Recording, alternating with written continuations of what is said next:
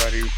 I'd like to welcome y'all to another episode of Get Con, where we try to con you into some change, not out of some change. This week we was going to try to focus on forgiveness. That's a topic that a lot of us struggle to deal with. A lot of us got to struggle to deal with, so we're trying to, we got a brother here that we wanted to interview tonight that he's got a lot of trauma in his life, a lot of things that's happened to him. One story in particular that we thought needed to be shared with everybody out there, all of our listeners, and he shares it a lot with a lot of the guys in here, a lot of classes he takes, and a lot of things he does in here. But it's important, that people understand that forgiveness isn't always so much for the other person, but it's also for themselves. You know what I mean? Yeah, one of the hardest parts about forgiving others is forgiving yourself too. In the process, I just want to read something that says, as you revisit your past, know what matters. Know that no matter what happened, and simply being alive makes you worthy. You know what I mean? So knowing that that person made it through whatever he was going through to do what he did, you know what I mean, to make this person ourselves, forgive that person. You know what I mean? So forgiveness is a hard thing to accept and to dish out. You know what I mean? So yeah, well, here's our brother right here, Frederick Maccabee. We call him Mac.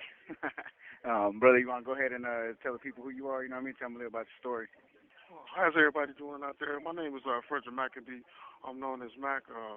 I've been knowing these two brothers for a while now, and they're very powerful brothers. They're very knowledgeable brothers, and they helped me through a lot of stuff. So I'm going to be talking about trauma and how I forgave someone who murdered my child. So a couple of months ago, like I said, a year ago, somebody murdered my child here in town, here in South Dakota. My son Josh, they went by J Money. They murdered my son, and they stood over him with an AR and they shot him in the face. And we had to have a closed casket for him. And so my family that was coming up here from Chicago, they wanted to come up here with do violence. I got like 5 sons and 4 daughters. So my sons were so angry, the rest of them wanted to come up here and do violence. So while they was driving up here, they called me. I called them. I caught them. And I said, what y'all doing? And you heard about what happened? I said, yeah, I heard about what happened. I said, so what y'all doing? They said, we're on our way right now to take care of this. I said, take care of what? And they said, well, we're going to go up here. We're going to do the same thing they did to Josh. We're going to do the same thing to them. And I stopped and I paused and I said, hey, what is that going to do? I said, if y'all coming up here with guns or anything like that, I want y'all to turn around right now and go back home. Because that's not going to bring Josh back. The only thing they're going to do is bring one of y'all here in prison for the rest of y'all life, or one of y'all might get murdered the same way Josh got murdered. So at that moment, they was reacting for me to be the way I used to be, where I could just tell them, hey, go do this, and I want y'all to take off, and I don't care what happened. But by me going through trauma and going through these things with these two brothers right here, it helped me decide what I needed to do and how I needed to do it, plus with AVP, and that was another class that helped me. And so what I told them was, don't go and do nothing that's stupid. So at that moment, I said, I forgive him. And they said, what you mean you forgive him? I said, because we have to forgive him in order to move on. And so I feel like that was a powerful thing for them to hear that you have to forgive somebody in order to move on. I said, that person has to come here.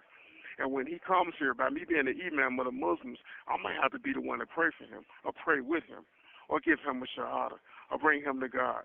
And so that was something that I had to do, to let them know that how powerful it was, because they asked me how would I go about it, and I went about it in that manner to help them, to clear things up for them. And I think I did a good job by helping them, because if I wouldn't have done that, it would have got bad in a worse way.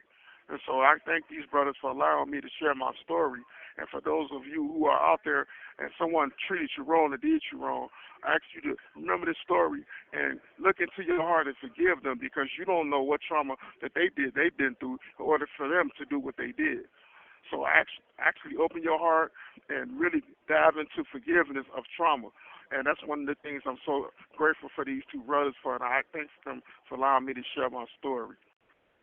Yeah, and see, that's a powerful thing too, because like what he was explaining about is being able to see past the action that a person does and being able to see to what they may be going through. And sometimes that's hard when you're in the moment.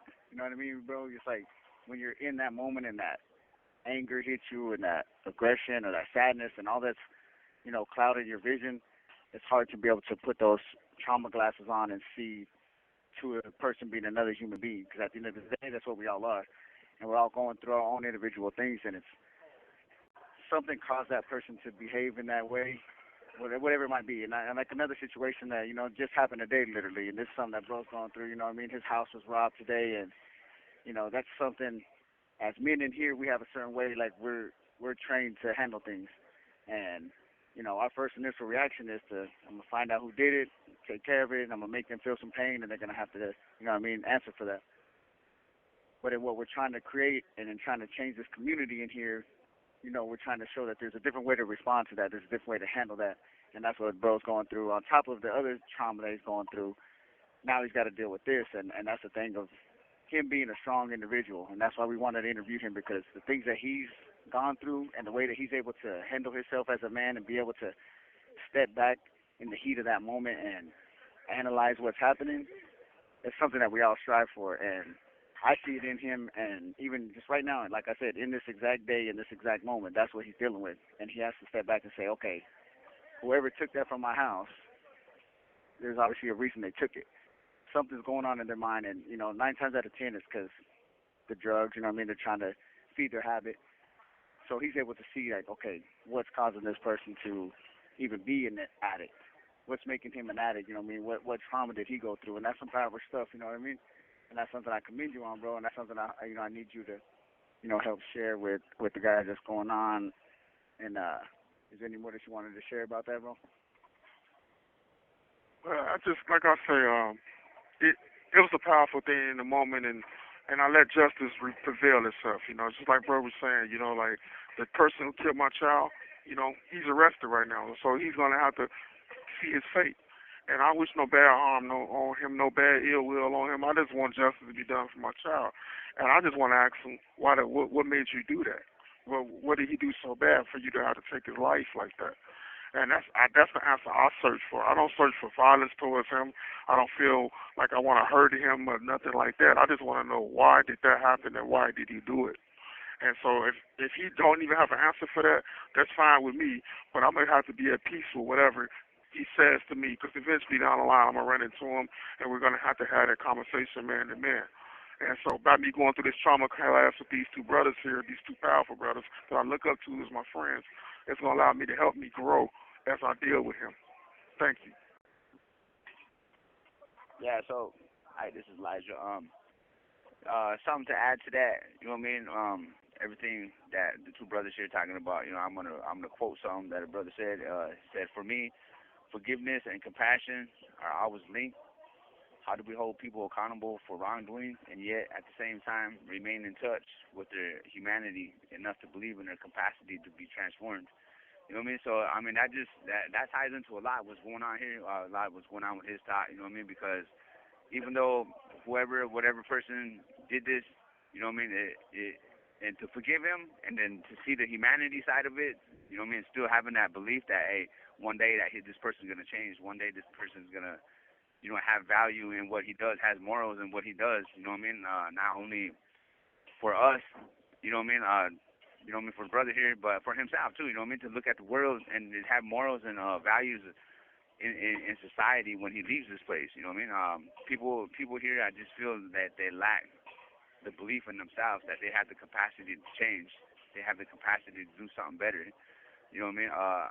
Another thing that was that I seen was this lady was talking about injured. You know what I mean? Like each and every one of us are injured in here.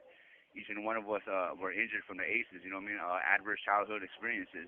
So each and every one of us are injured, and how do we deal with that? You know what I mean? Like by putting everybody inside inside prison. You know what I mean? We're all injured people in here. So how do we reach out to this person that's injured? You know what I mean? And do we hold him completely responsible for the things that he does because of the injuries that he went through?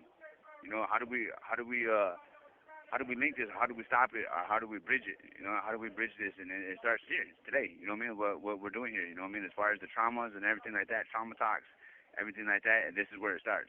This is how we bridge that gap. This is how we reach out and we see individuals for who they really are, not for the actions that they did. You know what I mean? Because it's a hard thing to do, but at the same time, having that mindset and having that ability to believe that person, and what that person holds value, because deep down that person has values. He has morals. He knows what's right and wrong. That person grew up in a household of knowing not to touch that hot stove because it's wrong. You know what I mean? Like, so it's just that we lost touch and whatever traumas that we've been through. So Yeah, that's powerful, man. And that's another thing we try to teach too. Like he says, we did a thing last week in our trauma class where we hold up $100 bill and you say, how much is this worth? $100. Fold it in half. Ask the same question. How much is it worth? $100. Crinkle it up. How much is it worth? $100. Step on it. Spit on it. Call it as many names as you want to call it. You're no good dad. You're just another inmate. You're just another, alcoholic, another drug addict, whatever it is. But at the end of the day, how much is that still worth? It's still worth that $100. And that's what happened today. And that's what happened with this brother when he lost his son.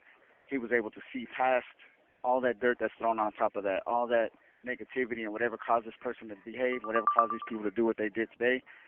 And he was able to see to the worth in that person. And that's deep, man. That's powerful. Like bro said, that's how we change communities. That's how we change what's happening in here. That's how we change what's happening out there. One step at a time. But that's a powerful step. But like always, we're out of here. We're running out of time. But I just wanted to introduce you guys to this brother, man. He's doing a lot of powerful things in here, and his story's strong. And he shares that with a lot of people, and I wanted to share that with the world out there. And is there anything else you wanted to say to people out there, brother? Everybody keep your head up. Remember, stay positive. Remember, stay away from violence. Violence is not the key. And, open your heart for forgiveness, because down the line, you too will have to face the same situation. Shout out to my sister, my mama, all the Maccabees back in Chicago. Love every last one of y'all. Keep your head up. God bless. I know. Shout out to Nah, I'm just kidding. But today was pretty powerful. Today was a powerful subject because I think forgiveness is something that needs to be done in order for yourself to heal, as well as that person that's waiting for you to say that you forgive them. You know what I mean? Me and bro was sitting here talking before we came out, and we was talking like some people could wait a lifetime waiting for that forgiveness to come. But if you don't forgive yourself, you know what I mean? Those are the things that are gonna hold you back. So whatever that you're holding on to, you know what I mean? All those traumas, all those things that you've been through, you're holding on to. You know what I mean? Because whatever reason, you know what I mean? Let go of some of those, man, in order to accept that forgiveness. So there's people out there that are waiting for your forgiveness too, the things that you've been through and whatnot. And it isn't an easy thing. Like, I'm gonna keep saying that because it isn't easy. Forgiving one person is not easy for the things that they put you through. I put my son and my daughter through some things, broken promises, whatnot. You know what I mean? And I've been waiting for them to say that they forgive me and whatnot. You know what I mean? But I forgive myself for the things that I've done. And all I can do is try to be a better dad, try to be a better father, try to be that better person for them in their lives. So I love and miss you guys. Yeah. Same here, man.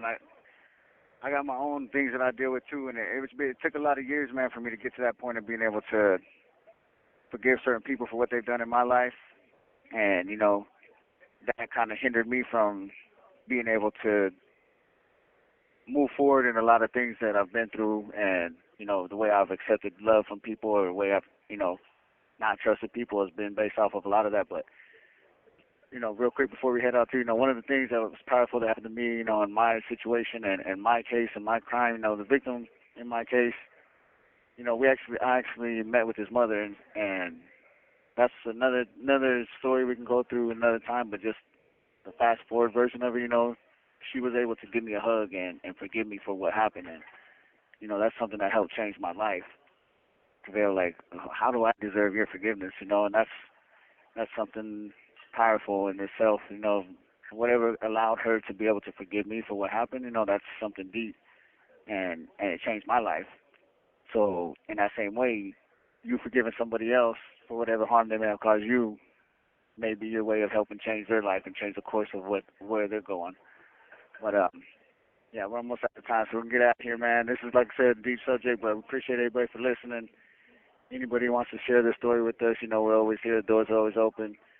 We appreciate everybody out there. Thanks for all the, followers and all the likes and, all the feedback, especially from the youth, man. We appreciate that more than anything because that's what we're reaching for, man, to grab the youth before they even end up in places like this. But thanks again, man. Appreciate everybody out there. You want to say anything else, bro, before we head out? I just want to say one thing, you know what I mean?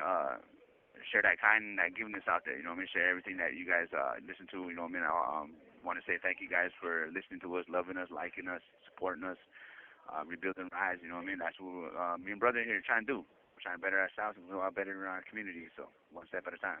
Hey, man, let me let little bro get a little shout out, too, man. We got one of our guys from our class, from our Trauma Talk class, man, Harvey, man. Let me get a little shout out. One of our sun dancers up here, too, man. What up, bro? What's up? It's your boy Harvey. I want to give a shout out to my family out there, my kids. I love you guys. Yep. All right, man. We out of here, man. Stay blessed, man. We out here on the wreck right now. Nighttime. What time is it? About 9 o'clock at night. We out here at wreck, man. Just enjoying the scenery. But all right, we out of here, man.